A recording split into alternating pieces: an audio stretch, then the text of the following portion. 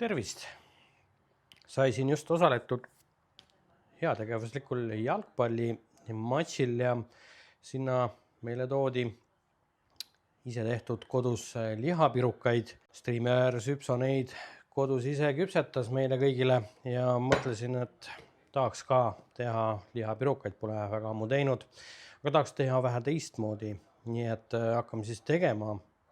Meie teeme neid õlis küpsetatuna. Seega kõigepealt teeme taigna valmis.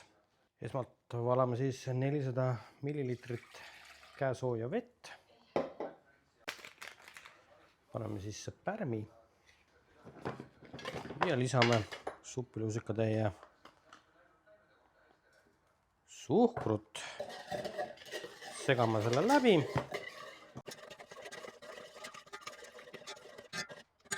Arvan, et sellest on suht koht küll ja katame rätikuga ja jätame umbes 10-15 minutiks puhkama. Seni kuni pärm oma tööd teeb, kaalume välja 600 grammi jahu. Võtame ligi soola, mul on selleks suitsusool. Natukene läheb veel vaja suhkrut ja oliiviõli. Nii, mina kasutasin juhust, keetsin vahepeal munad ära, mis läheb täidiseks. Aga pärm on ilusti ellu ärganud ja ega ei olegi midagi muud, kui lisame sinna siis natukene suhkrut veel lisaks. Taigent hakkame tegema siis niimoodi, et ma arvan, et ma panen ta siia paika ära kohe. Käsitsi ma ei viitsi jahmerdada, seega ma panen niimoodi.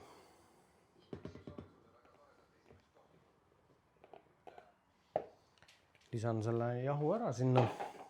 Natukene suhkrut veel juurde, näiteks 2 suppilusikatäit.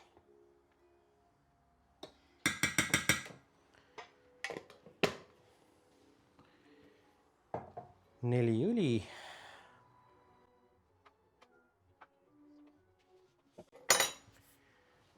Ja natukene soola, ma ei teagi. Suke tunde järgi. Aitab vast küll. Ja paneme ta siis segama. Nii, taigen on valmis saanud. Suke.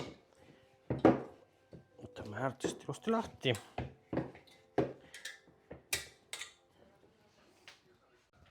Paneme niiske rätiku peale ja tõstame ta tunniks ajaks kuskile sooja kohta kerkima. Ja nii kauaga teeme siis täidist. Nii kauaga kuni taigen kerkib, siis hakkame täidist tegema. Selleks meil on hakkliha, veisiliha puljong, mõned keedumunad, pipar, sibul, porgand, natuke soola ja riivi. Sibul on riivitud, porgand ja muna samuti. Paneme nüüd pannile ja praeme selle kõik ilusti kokku. Loomulikult muna lisame hiljem ja kasutan siis veisiliha puljongit lõpus, et natukene liha jääks mahlasem. Olemegi jõudnud nii kaugele, et taigen on valmis, sisu on valmis. Puistame natukene jahu lauale. Võtame selle taigna siit välja. Paneme vastu natukene jahu veel peale siia ja teeme ta selliseks justkui vorstiks.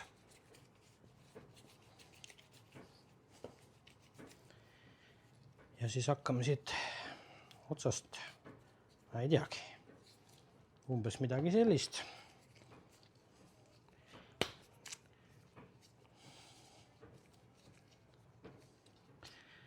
Teeme ta selliseks lätakaks nii-öelda.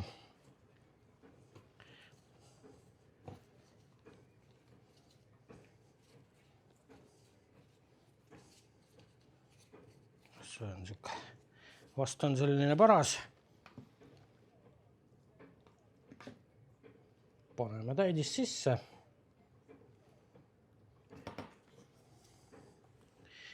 Natuke maha ka loomulikult, ei ole hullu. Keerame ta siis niimoodi kinni ja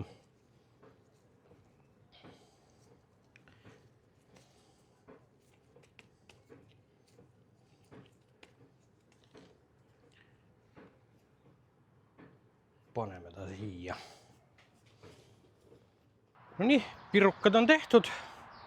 Gaasipliidi panin tule alla ja panen padi peale, valame õli sisse ja hakkame küpsitama. Oli võiks juba iseenesest tuline olla. Proovime ära, paneme. Ahah, üsna.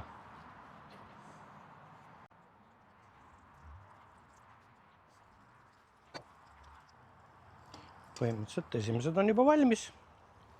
Tõstame nad välja siit.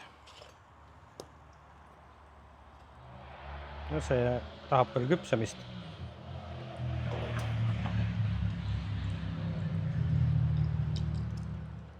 No nii, pirukad on valmis.